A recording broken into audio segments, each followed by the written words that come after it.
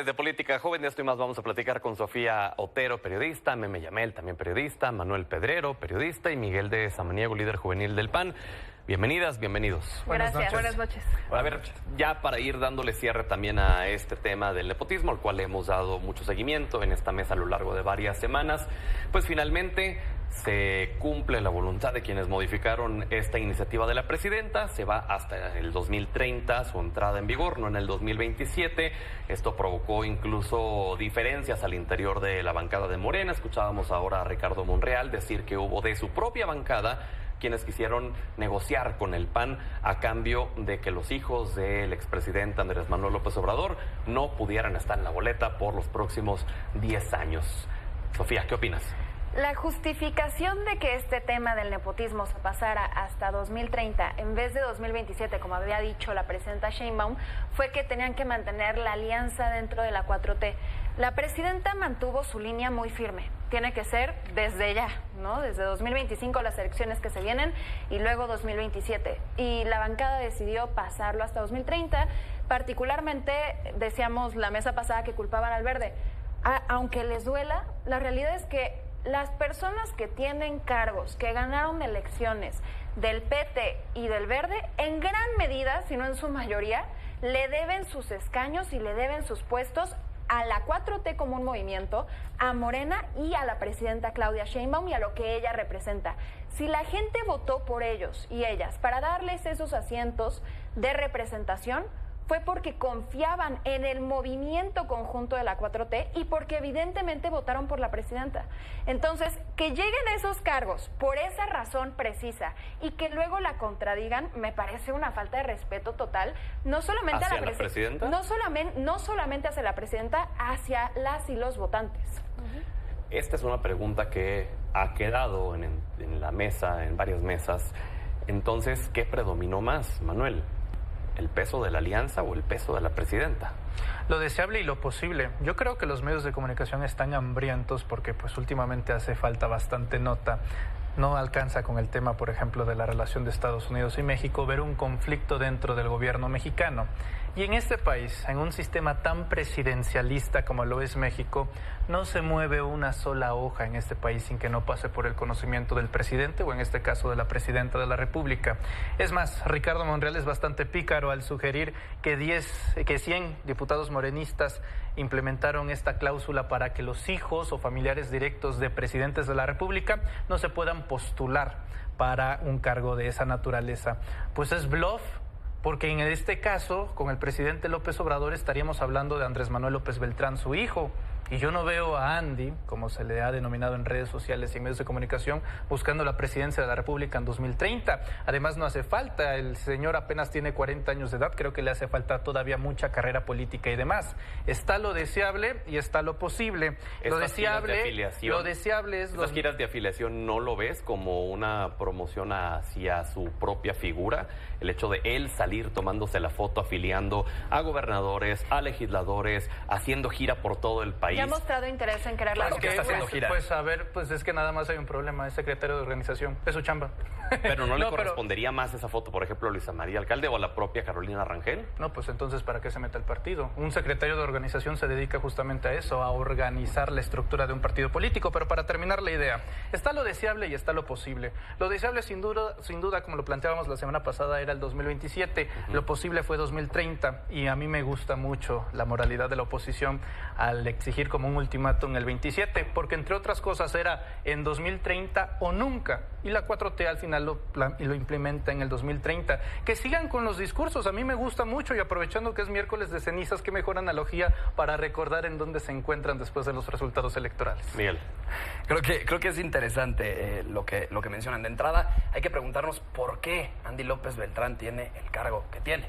Ahí o en Morena no existe el nepotismo. Y bueno, lo que decías hace unos minutos, pues digo, a Ricardo Monreal, quién sabe qué hay que creerle y qué no, porque pues de pronto sale el señor a hablar que está completamente en contra del nepotismo y pues bueno, volteas a ver a toda su familia, y bueno, uno es senador, el otro gobernador del estado. la hija fue candidata a alcaldesa, y bueno, si hablamos de toda la familia, pues ahí están metidos en la nómina de Zacatecas y otros estados. Pero en fin, a ver, creo que de fondo la reforma de Claudia Sheinbaum sí fue una buena reforma, hay que decirlo, fue una buena intención de la presidenta de México. Contestando a tu pregunta al principio, pues me parece que es muy obvio. Al parecer, el legislativo, por primera vez en muchos años, se le impuso a la presidenta de la República. ¿Y por qué digo por primera vez en muchos años? Pues porque no recuerdo una sola vez en la que el legislativo se le haya impuesto a Andrés Manuel López Obrador cuando era presidente de México. Entonces, sí nos deja ver qué está sucediendo al interior de Morena. Es interesante, habrá que evaluar. Creo que es muy obvio, ¿no? A la luz del día, creo que todos estábamos de acuerdo con esta reforma antinepotismo y antirreelección. Pero, pues, ¿qué pasa? Que Morena y aliados, cuando se dan cuenta que las familias con mayor nepotismo en el país están en su movimiento, pues dijeron, no, espérenme tantito, nos esperamos al 2030, porque es que entonces, si no, ni Salgado Macedonio, ni mucho menos el senador Saúl Monreal iban a poder competir para la gubernatura de sus estados. Bueno, creo que los panistas no pueden decir mucho respecto a estar tan de acuerdo con esta reforma, porque que no se nos olvide, Cabeza de Vaca, Felipe Calderón, Margarita Zavala, el hermano de Marco Cortés, el hermano de Kenia López Rabadán, la lista es bastante larga. En este momento, incluso en el Senado, la esposa de un alcalde de San Luis Potosí, que es senadora suplente, hablo particularmente de Enrique Galindo y su esposa Estela Arriaga. Perdón, yo no me compro el que el PAN esté de acuerdo. El gobernador de San Luis y su esposa, senadora, también. Ojo. Totalmente de acuerdo, pero el punto es... Salgado Macedonio... Espérate, yo sé que me acabas de interrumpir, pero ya dejamos hablar. O sea, yo sé que te voy a interrumpir, aguanta. Adelante, el punto es este. Ni el verde está bien, ni el PAN me compro que quisiera la reforma al nepotismo, ¿eh? No me la voy a comprar ni hoy, ni mañana, ni nunca. Y creo que la ciudadanía no es tonta para creérsela. ¿Por qué? Porque perfiles así hay un montón. Y no solamente en lo estatal, sino también en lo municipal. El verde es la verdadera razón por la que esto está ocurriendo. Porque a mí me encantaría ver que los demás partidos pusieran como candado interno el que no postulen familiares en el 2027 como sí lo hizo Morena. Cosa que va a impedir que, por ejemplo, Félix Salgado Macedonio participe en la elección. ¿Qué es lo que va a pasar? Que se van a cambiar de partido. ¿Qué es lo que requerimos? Una reforma extremadamente profunda. Así como se cambió del partido Yunes, del PAN, y se pasó a Morena. O sea, el punto es justamente ese. Necesitamos una reforma profunda que evite que todos los partidos hagan esto.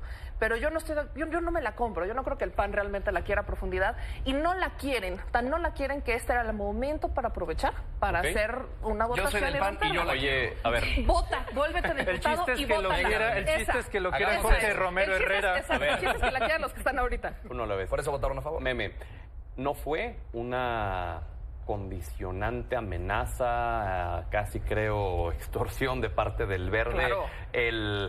No, a ver, yo les di la reforma judicial, yo les di todas las reformas, me deben esto mínimo. El Partido Verde vende caro su amor. El Partido Verde es una aventurera de la política. Ese es el Partido Verde. Ese es el Partido Verde. Entonces, ese es el Partido Verde y lo digo con toda la responsabilidad, claro. Pero eso lo es. Se sabía El que iba a verde vender. es un tucán bonito que aparece en la boleta. Y a ver, para quienes no están quizás familiarizados con el contexto de lo que está diciendo Meme, el Verde ha apoyado al PRI, al PAN, Estuvo con a Peña todos Nieto. los A quien partidos. está en el poder, básicamente. Exactamente. Fox en el Exacto. 2000. Aquí creo que lo que tiene que entender Morena es que entiendo el contexto, la justificación que dieron, que para mí no es justificante. El decir vamos a resguardar la mayoría porque hacia adelante dependemos del verde. Creo que ese era el error desde el inicio, que se les criticó desde el inicio cuando hicieron la alianza, porque sabíamos que esto iba a pasar. Claro. Aquí el tema es cuándo se van a desvincular. A ver, pasemos ya al otro tema. Le damos carpetazo, al menos de que alguien quiera decir algo más. Yo quiero cerrar con una frase nada más. Prometieron acabar con el nepotismo y en los hechos lo están perpetuando. Yo nada más quiero decir una cosa. Yo también quiero decir Todos, entonces, a ver. Nada más, súper breve. Yo creo que para el PAN, parecido a lo que menciona Meme, es una cuestión de un mal menor. ¿A qué me refiero? Bueno, pues sí, no es como que el PAN celebra absolutamente, vamos a terminar con el nepotismo, lo pudieron hacer en el pasado cuando estaban gobernando, no lo hicieron, no hubo interés. La cuestión es que, ¿cuál es el mal mayor? El beneficio, ¿no?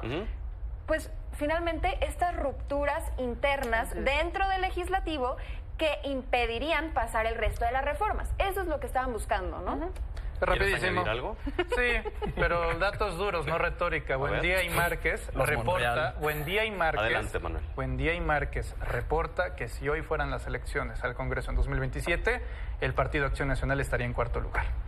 Y Ya yo veremos, solo en agregaría 2027, esto. mi querido Manuel. Ojalá todos los partidos políticos pusieran candados internos. Si están tan de acuerdo en evitar el nepotismo, pues pongan esos candados internos que sí lo pueden hacer en la vía interna. Pasemos al tema de Donald Trump. Finalmente hay una extensión hasta el 2 de abril en lo específico con el tema automotriz, que es el sector que más adolece, el que le pongan aranceles del 25% y que también las repercusiones en materia de todos los empleos que estarían en riesgo en Guanajuato, en Coahuila, en Puebla, en Aguascalientes, en muchos estados de nuestro país, lo hace un tema de suma relevancia. Dice el día de ayer Donald Trump: los aranceles se quedan. Los aranceles es lo que va a hacer a la economía de Estados Unidos grande de nuevo. No se van a ir a ningún lado. México se ha esforzado. Me entregaron a 29 capos porque sintieron la presión de los aranceles, pero no es suficiente. Dice hoy la presidenta: no se los entregamos por sentir presión de los aranceles. Fue por una cuestión del Consejo de Seguridad. Había riesgo de que los liberaran. Mañana tiene la llamada Claudia Sheinbaum con Donald Trump. El domingo viene este meeting, esta congregación en el Zócalo. Asamblea informativa. Asamblea informativa. Ojalá no lleven acarreados. Es el término. Asamblea informativa. Meeting. Y esto ha generado también muchas opiniones en torno a si es un meeting, en torno a si los de oposición tendrían o no que estar ahí demostrando unidad. A ver, platíquenos de este tema, Sofía. Cuando hablemos de los aranceles de Donald Trump, dentro de todo lo absurdo que estamos escuchando, hay algunas cosas positivas que creo que podemos destacar. Primero que nada, como tú lo mencionabas, mañana va a ser la llamada con la presidenta Claudia Sheinbaum y con Donald Trump. Entonces ya veremos qué pasa ahí. Ya hemos visto antes que las cosas cambian radicalmente después de estas llamadas. Segundo punto, escuchamos que apenas se pausó por un mes el tema de los aranceles a los coches. Lo anuncia la vocera de la Casa Blanca y dice que es por un llamado que le hacen las compañías, precisamente. Entonces, vemos que dentro de este mar de caos existe cierta disposición a negociar. Además, escuchamos un reporte, falta que lo confirmen, eso hay que destacarlo, un reporte de Bloomberg que decía que el gobierno de Estados Unidos está analizando también pausar estos aranceles o suspenderlos a productos agrícolas. Y es sencillo entender por qué. Entendamos, el 51%, según datos del propio gobierno de Estados Unidos, el 51% de las frutas que consumen las y los estadounidenses son mexicanas.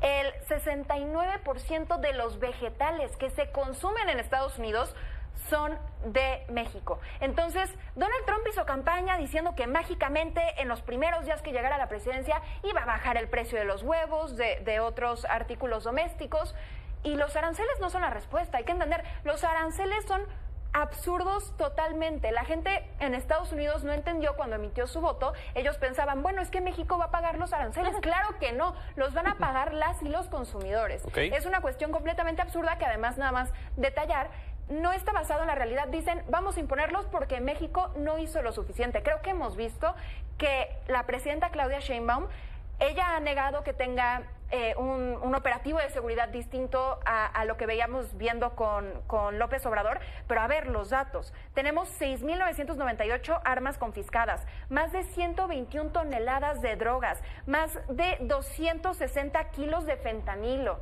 Además, que enviaron a estos narcotraficantes de Estados Unidos. O sea, ella está mostrando que sí se están tomando acciones. Y para Estados Unidos aparentemente no es suficiente. No es porque no sea suficiente, no es porque no se están tomando acciones, es porque Donald Trump quiere cumplirle a su base y es cumplirle con mera retórica, aunque les afecte directamente. Manuel. Quien no quiere a su patria no quiere a su madre. Y uno no ama a su patria porque sea grande, sino porque es suya. Y en este caso, afortunadamente, México es ambas, es grande y es nuestro.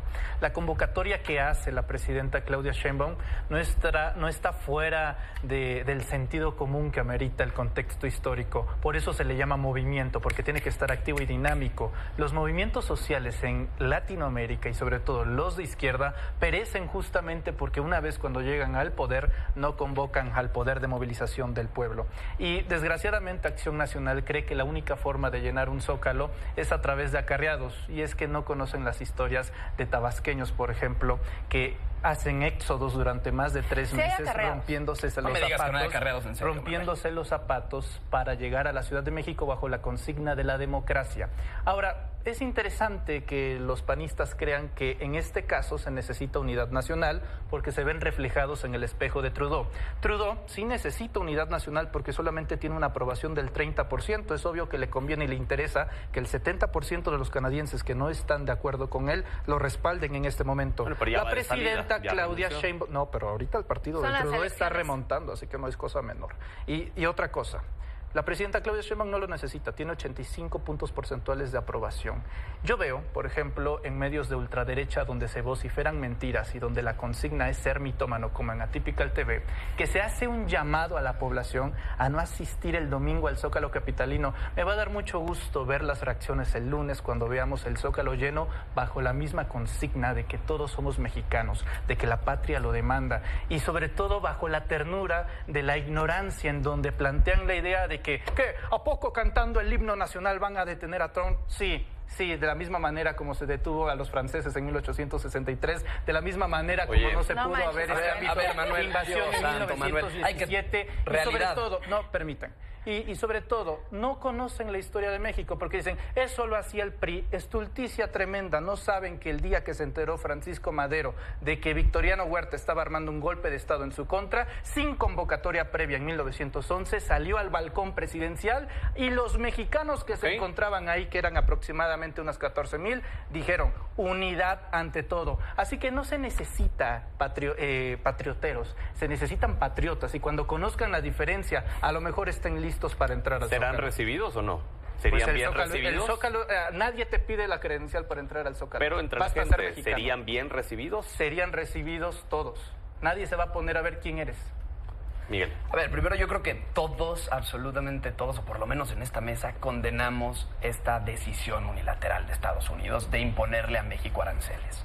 Hay que ser realistas. Necesitamos una estrategia. El gobierno federal tiene que implementar una estrategia para así defendernos de esto que va a representar, si se mantiene un 25% de aranceles a todo lo que exporta nuestro país, va a representar un impacto en nuestro PIB de cerca del 23%.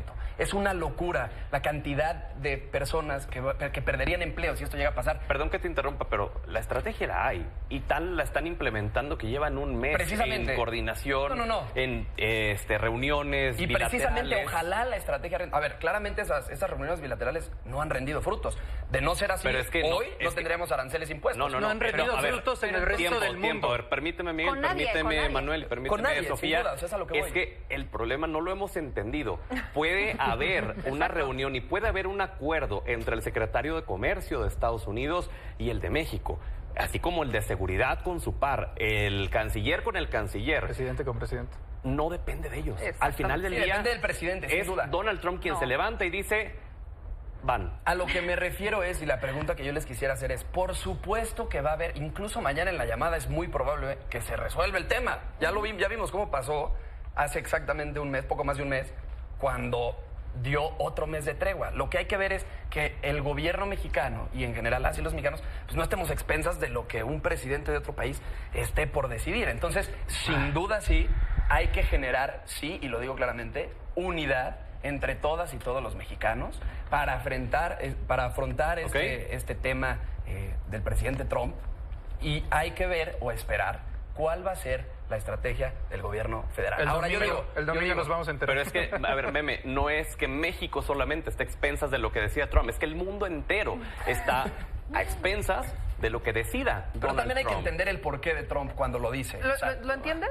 Hay que voltear a ver el tema. A ver, yo creo que 6 años de abrazos a los delincuentes se ven reflejados. Pero también odia a en lo que Zelensky. Trump Juan Ramón de la Fuente, por favor, ver, llama a Miguel de Samaniego que tiene la Miguel, vamos a respuesta. dejar a Meme. Es lo que Trump justifica. Vamos con Meme, por favor. Dice que hay Adelante. relación del gobierno con grupos Me delincuenciales. encantan los Adelante, abrazos. Meme. Me encantan los abrazos, no balazos, porque de abrazos detuvimos a 17 de los que hoy están en Estados Unidos, de los 29 que fueron ¿Cuántos enviados. exportaron durante el sexenio de Andrés Manuel, por el amor de Dios? ¿Cuántos se detuvieron? Adelante, se nos da 17. tiempo. Muchos más en el de Calderón y el de Peña, pero te doy permiso. Falso. Falsísimo. 17 Andrés Manuel. Si quieres eso... De los que extraditaron. De los que extraditaron. Miguel. Sí, de los que extraditaron. No Meme. de los que Miguel. detuvieron. Adelante, Meme. Miguel. No de estos 20. Miguel, ahorita te atendemos con eso. El punto principal es, ¿a quién realmente responde Donald Trump? Donald Trump no responde ni siquiera a los estadounidenses o a los... no responde a ellos, responde a los empresarios. ¿Quiénes son los únicos que van a mover las decisiones de Donald Trump? Los empresarios, que es justamente lo que pasó con los aranceles de los coches. Son ellos los que lo movieron.